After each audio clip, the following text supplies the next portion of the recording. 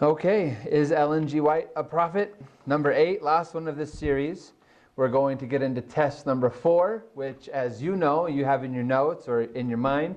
Test number 4 is that the prophets speak to their culture, in their time, for their people.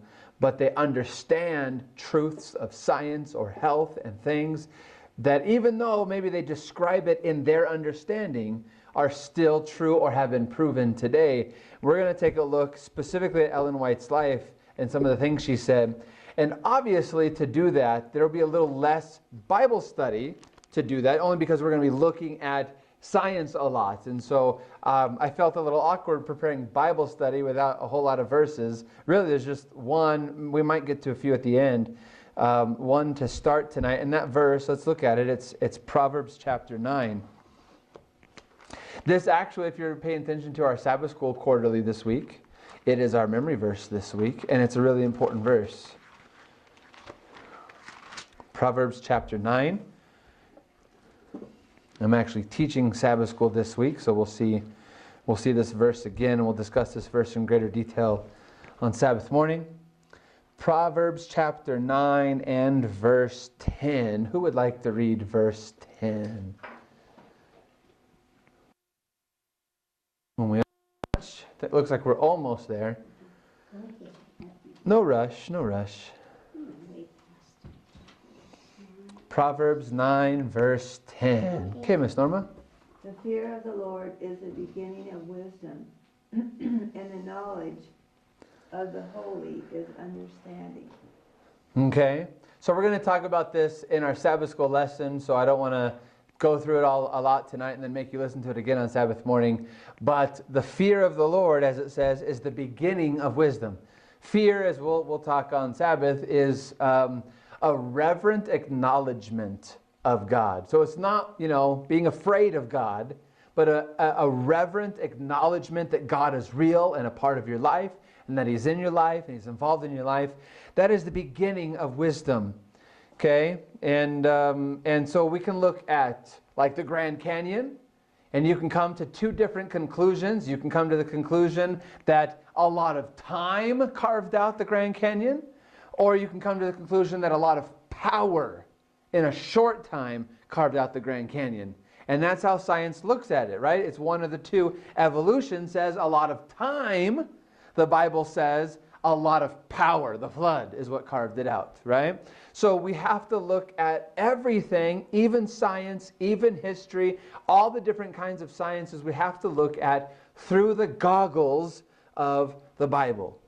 Through understanding that God is involved, and we can understand things this way.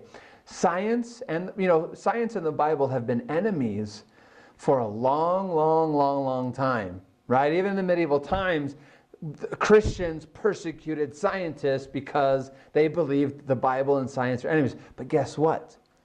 This is a man-made war. The Bible and science not getting along is man-made. The Bible and science are actually in harmony, right? But it begins with understanding the Bible. Then you can understand science, is what this verse is saying, and what we believe to be true. It's the beginning of wisdom. So this is a rule for prophets. As part of this test, the understanding of prophecies or prophets begins with understanding God in these things, okay? What the prophet said, what the prophet saw, we have to understand wasn't by their own power, by their own might. It was by God's inspired word, okay? Think of Daniel chapter 2 and Revelation 13. Okay, Daniel 2, Daniel 7, Daniel 8, Revelation 13, Revelation 17. They're all in line, and they all tell us the kingdoms of the world, right? Babylon, Medo-Persia, Greece, Rome, 10 nations, little horn, right? But we started really simple and easy at the beginning of prophetic wisdom in Daniel 2, right? You've got the statue, piece of cake. By the time you get to Revelation 17, it's full of symbols. It's like the advanced stuff, right? It's like starting with the milk And by the time you get to Revelation, it's the steak of prophecy, right? The chewy hearts that you got to really work on and gnaw on for all. It's like the beef jerky or something, right? Am I making you hungry? So it's the beginning of wisdom, but that's not the only place of wisdom. Wisdom grows. Technology grows. So we have to see God involved in all of that, right? All right. Does anyone know what's on the board? Don't say dots. Does anyone know what that is? I'll start to draw it in, and we'll see. Maybe no one knows. That's okay.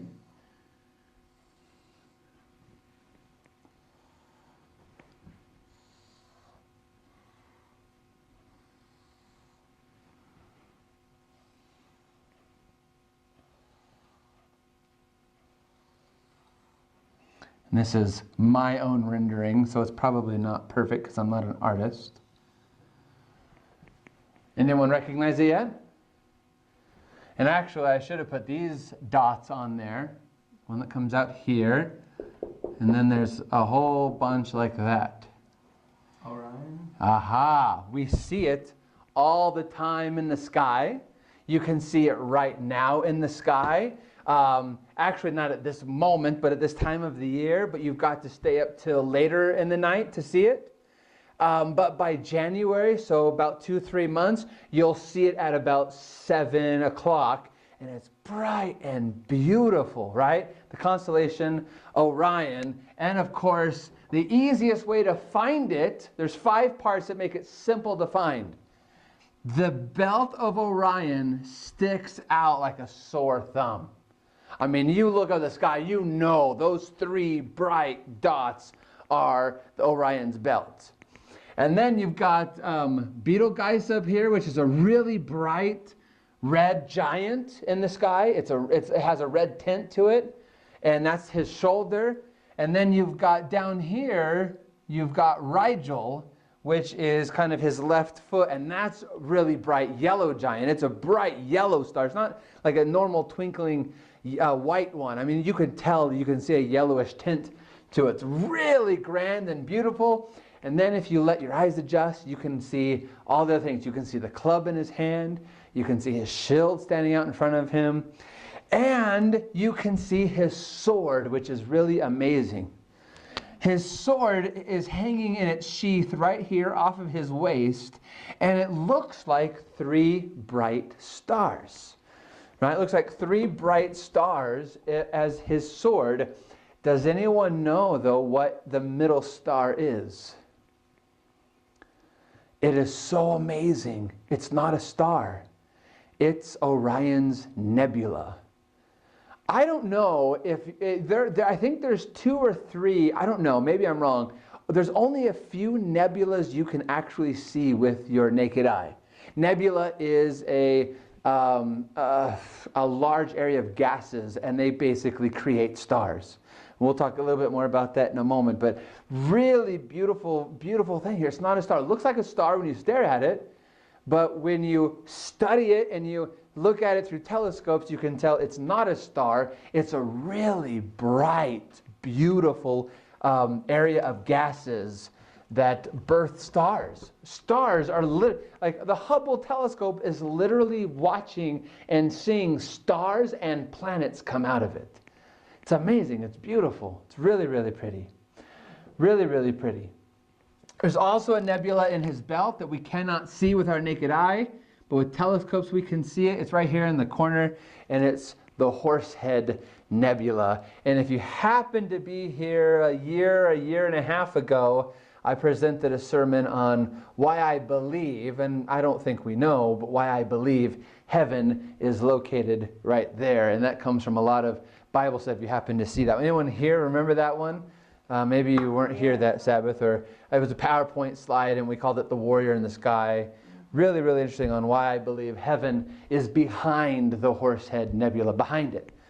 But anyway, not enough time for that discussion tonight. Really, really beautiful constellation. And as I mentioned, the nebula is giving birth to stars, and modern astronomy is discovering planets coming out of there as well. But I guess I shouldn't say planets, things that look like planets. They're discovering that things that are not glowing, not stars, are coming out of that nebula as well. They look like rock formations, large circular rock formations, and it looks like planets.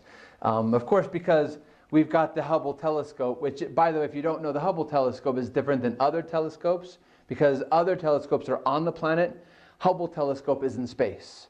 We built that sucker up in space, and then it doesn't have issues with pollution, issues with light, issues with our atmosphere. It is out in space, and it can see, light years and light years and light years, billions of light years away, and see beautiful, beautiful things. And as with the Hubble telescope, they're seeing planets, what looks to be planets coming out of that. It's really, really beautiful. It's cool stuff. Now, there's something that you need to know because it's important. Modern science is discovering that two parts of Orion, two different parts, are actually opening. They're literally opening, or widening, I guess would be the actual scientific term. They're widening, but it looks like they're opening up to us. The belt, these three stars that make up the belt are actually moving away from each other. And if it was, I'm just throwing a number out there, if it was 1 million years from now and we were still on this planet and we looked up at Orion, it would look so vastly different. Not just because some of these stars will have burned out by then, but because these three specifically are actually opening up. Okay? And by the way, the book of Job mentions that the belt of Orion is loosening, he says. God says that to Job. Now, Job is probably the oldest known written book. It was probably written by Moses before Moses wrote the first 5 books, is what most scholars believe. How did Job know, or Moses, how would they have known thousands and thousands of years ago that Orion's belt is loosening if it wasn't God who told them? How would they have known? Did they have any kind of telescope back then? No kind of telescope, not even telescopes that you could see across the bay, right? Or across to an island or something. No kind of telescopes. And yet God tells Job, when he's basically reminding Job, like, you need to remember who you are, you're human. And he's like, are you loosening the belt of Orion? And that was said thousands of years ago. And now modern science is saying, wow, cool. It is actually loosening. Christian scientists say, oh, cool. Scientists who aren't Christian just go, oh, that's interesting. They don't understand why that's interesting or why that's so cool, because God declared that a long time ago. Modern science is also discovering, and I'm going to go through the history of this in a minute because it's important to our lesson, that Orion's nebula is acting different than other nebulas that we have studied, and that Orion's nebula is also actually opening up. It's opening up. There's a space. Some astrophysicists are starting to believe that there is a black hole at the center of the nebula, and that the black hole is starting to push the gases out, and that Orion's nebula is opening. What it is, it's widening. It's moving the gases, but to us, in our perspective, it looks like it's opening up in the middle. Here's a little bit of that history, and then in a few minutes you'll understand why we're studying this. Here's some of that history. Galileo, have you heard of Galileo before? Maybe one of the most famous, we would call him an astrophysicist, an astronomer maybe, one of the most famous astronomers of all time. He didn't record anything about the nebula when he studies the sword in 1610, and then he also studies it again in 1617. So he studies the sword twice. This is now with the invention of telescopes. And he's discovering all kinds of things as this famous astronomer. He studies the stars in the sword twice, and he never mentions anything about a nebula. He never mentions anything about something weird about the middle star. Nothing. So this is almost unheard of science in his time. When he starts studying the sword, no one even knows that that's a nebula. Everyone believes that's a star. Well, I should say almost everyone. As he's studying it, one other astronomer in 1619, so right after him in 1619, Johann Baptist said that the second star, the middle one, kind of looked like a comet. In other words, it didn't look, as he's looking through their telescopes at that time, it doesn't look like a star. It kind of looks like a comet. By the way, this is a fun astronomy fact if you don't know this. Do you know why we name them comets, what the word comet means? In Latin, the word coma means hair. You ever seen a comet or a picture of a comet? It looks like, and in history they actually call them hairy stars, because they have this cloud bursting off of them, right? Because they're orbiting the sun, and so they're melting, and so you see parts of the comet coming off of it. It looks like a cloud. So they actually called them hairy stars, and in the Latin, coma is hair. So when we say comet, we're actually saying a hairy star, just using English and Latin mix. Okay? So Johann Baptist in 1619 becomes basically the first one. I think in 1611, someone said something's not right. But that was it. Like, they didn't know. By 1619, Johann Baptist says, it doesn't look like a star. It looks like a comet. Something's different about it. Maybe it's a comet. The first astrophotography of the nebula. So that's when they use a telescope and a camera to take an actual picture. The first astrophotography of the nebula is in 1880. So more than 200 years. It takes them 200 years to confirm that this second star is not a star, it's not a comet. They take a picture of it and they can see it's a nebula. Over 200 years later, by 1880. By 1914, astronomers begin to notice irregular motions in the nebula, and that something was going on, and it was a little different than other nebulas. By 1914, by the way. Okay, and that's important because that's 1 year before Ellen White's death. That is long after she said something about Orion that I'm going to read to you. Long after she wrote that down. Okay, but so science didn't even understand until 1914 that this nebula is a little different. There's something happening. Hubble telescope went into space in 1993. That's when we got the first real pictures of the nebula, and they started to study it. And then it took, almost 20 years, 19 years later. It was in 2012, so 6 years ago. In 2012, astrophysicists have begun to teach that the nebula is opening. So remember, 1914, they said something is happening. We're not sure, but this nebula is a little weird. It's different. It took 98 years for them to confirm, and it took them a telescope in space. So it took them 98 years to finally go, now we know why it's different. Something's different about this nebula. It's because this one is actually opening up. And that's when they started to hypothesize that there was a black hole in it that's it's pushing the gases out faster. So that's opening. Wasn't till 2012. Okay? Now, here's something Ellen White said almost at the very, very beginning. I mean, this is shortly after she begins to have visions. Okay, this is in the book Early Writings, page 41. She's discussing the second coming of Jesus, a vision she had of the second coming. And she says, dark, heavy clouds came up and clashed against each other. The atmosphere parted and rolled back. Then we could look up through the open space in Orion, whence came the voice of God. The holy city will come down through that open space. She said that in the I didn't write it down. I don't know why I didn't write it down. I think it was late 1840s.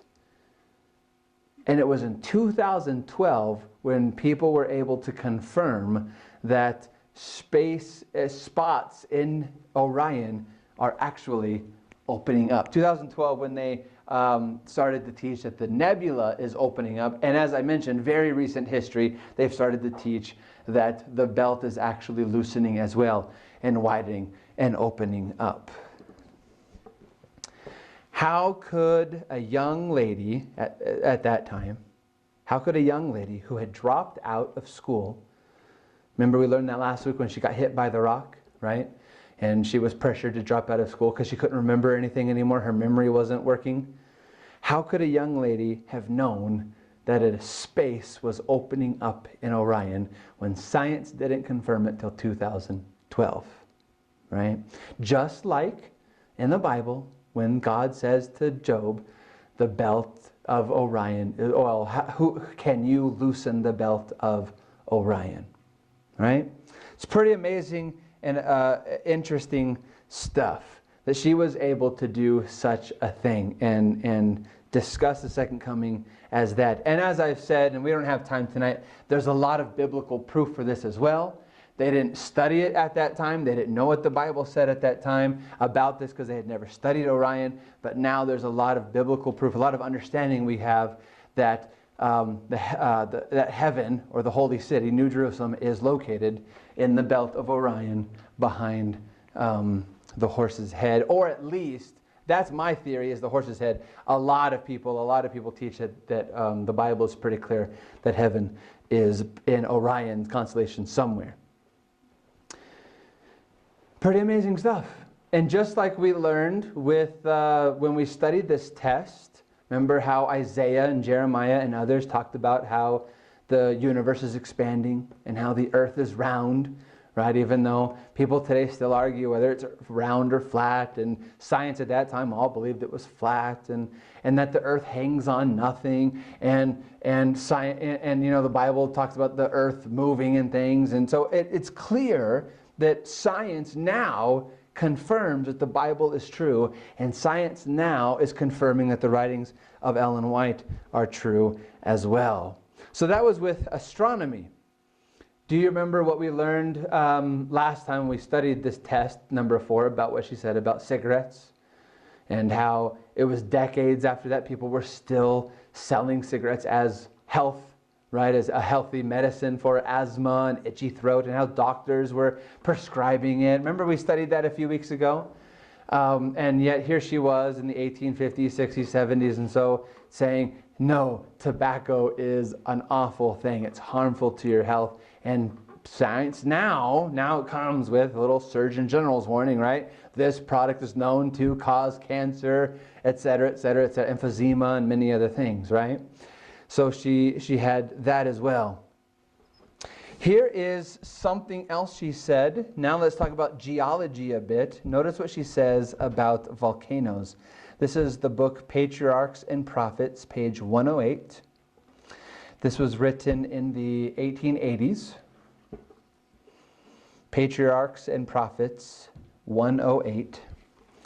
Probably my favorite Ellen White book, by the way. Not my favorite book. My favorite book's the Bible, but my favorite Ellen White book is, I love Patriarchs and Prophets. It studies basically from the Garden of Eden through the life of David. And it's just a phenomenal, great book. But notice what she says on page 108. She's discussing the time of the flood here. And she says, at this time, the time of the flood, at this time, immense forests were buried. Now remember, this is a perfect world. So the trees we have today were not around necessarily at that time, right? And the trees we have today are fragile. Even the big ponderosas and redwoods and things are fragile compared to the trees at that time, right?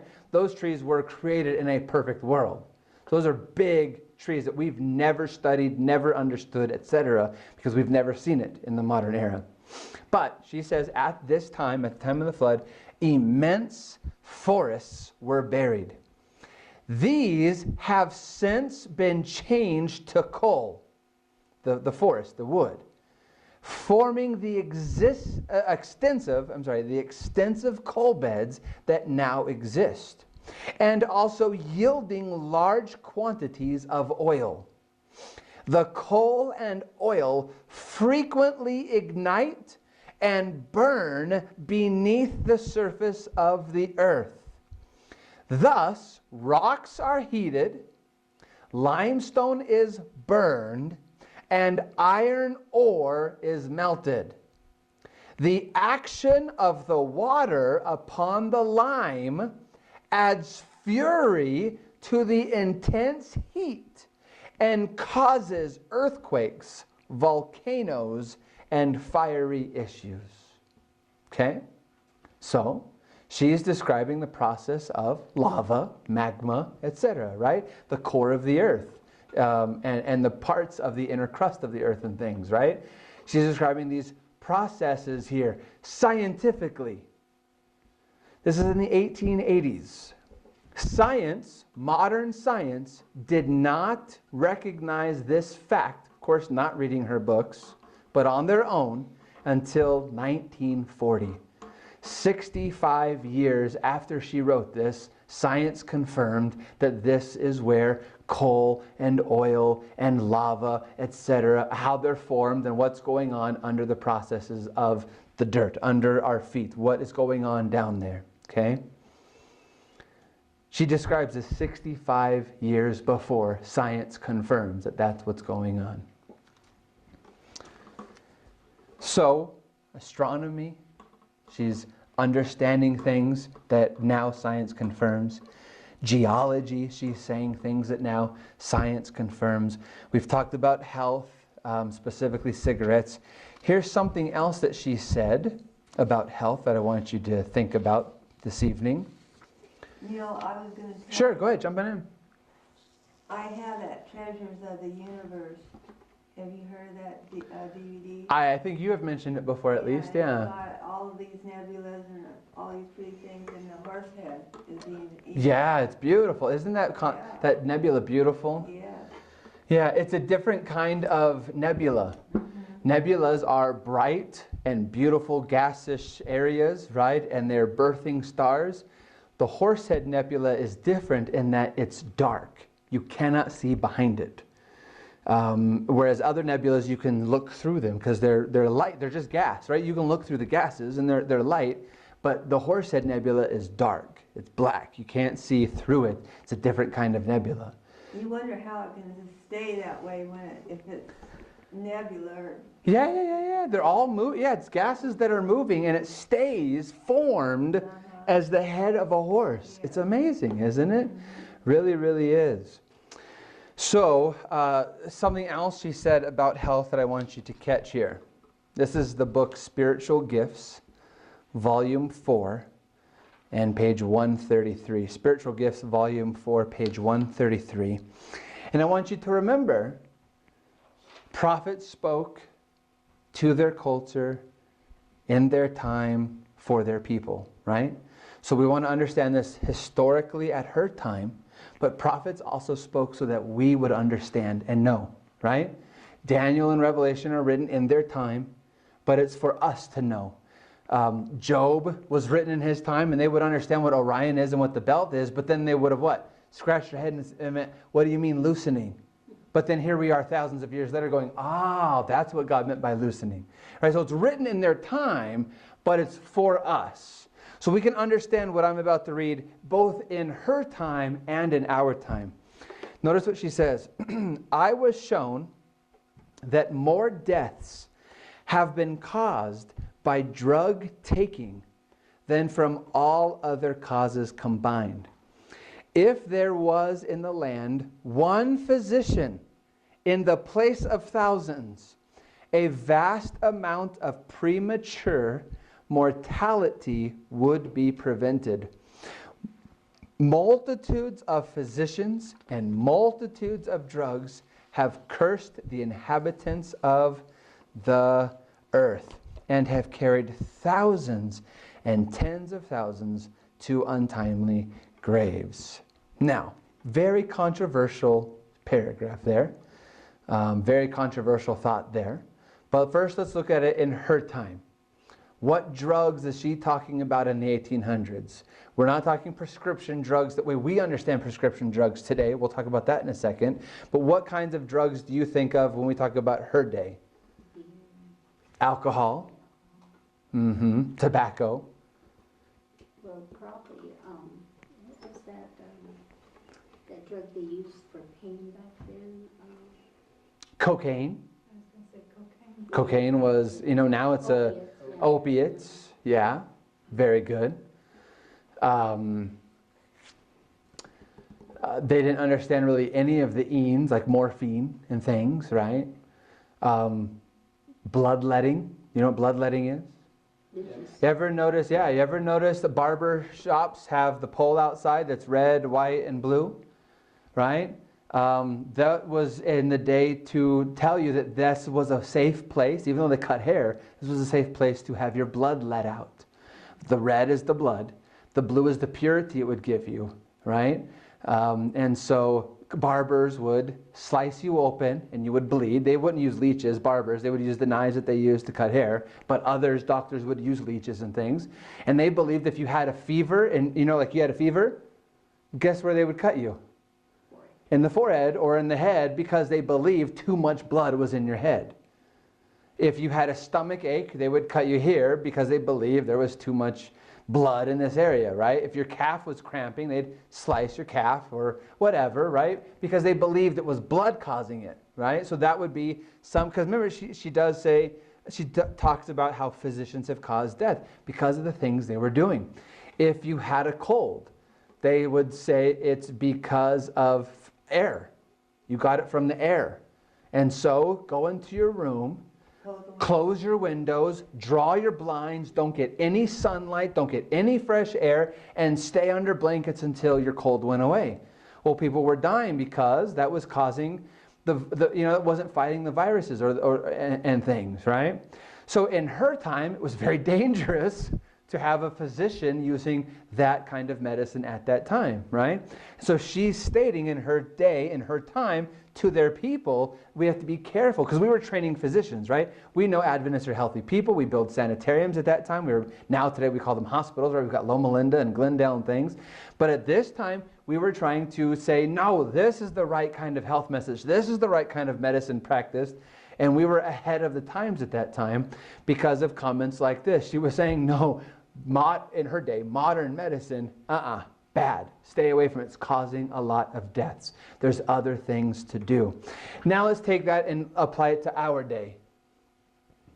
You go to the doctors and they start writing prescriptions for everything. And again, I know this is controversial, and I also know that I don't have all the experience and knowledge I need because I'm not a doctor, but we know that there is a problem with especially in the United States, there's a problem with prescription drugs, right? Problem with vaccines or this, or at least these things are controversial and debatable to say the very least, right? As to how we apply these things to people and give constantly. I've got a headache. Well, here's a bunch of ibuprofen, right? I've got a stomach ache. Well, here's a bunch of this. Here's a bunch of that, right? And it's just medicine, and we're discovering that the medicines are actually doing worse to your body than, yes, they're curing something, but they're also then ruining this and this and this, especially like our livers and things, right? And do we still have those other drugs? Yeah, alcohol is a horrible problem. Drugs are a horrible problem. All kinds of things are issues these days, and it's causing lots and lots and lots of death. So when she then said, here's another paragraph on health. This is a positive one. This is the book Counsels on Health. And this is page 90. You may think as you read this, well, no, duh. Who doesn't know that? But guess what? In her day, who knew this? Very few people. This is what she says is the remedy for sicknesses. Okay, here's what she says. Counsels on Health, page 90. Pure air, sunlight, abstemiousness, so abstaining from certain things, rest, exercise, proper diet, water, and trust in divine power. So the life of prayer. These are the true remedies. Every person should have a knowledge of nature's remedial agencies and how to apply them. Natural healing, natural remedies is what she's saying, right? Pure air, sunlight, abstemiousness, rest, exercise, proper diet, water, trust in divine power. Now, as you hear that, you're probably, again, thinking what? Well, no duh. Everyone knows that, right? You get a little fresh air when you're sick, get some sunlight, get some water, right? Have plenty of fluids, eat healthy, eat this. exercise, rest properly, right? We know these are keys to health now. We don't practice it in America, but we know that these are the right things, right? In her day, who knew that? Very, very, very, I don't want to say none, but very, very, very, very few understood that, right? Science today is confirming these things to be true. So, we have astronomy, we have geology, we have health. Here's the last one, then we'll close. This is the book, Testimonies to the Church, Volume 1, 264, page 264. I added this because I had a brief moment where I discussed this in a discussion today. So I added this at the last minute. This was written in 1862, 1 year after the Civil War began. Testimonies of the Church, Volume 1, page 264. She says this: God is punishing this nation for the high crime of slavery. Now, remember, this is 1 year after it began. How was the war going so far? Did anyone know their history? It was going in the favor of the South at this point. Okay? It starts out in the favor of the South, and then the North eventually, of course, wins. But she is declaring that the nation as a whole is being punished for the high crime of slavery. She says, He, God, He has the destiny of the nation in His hands.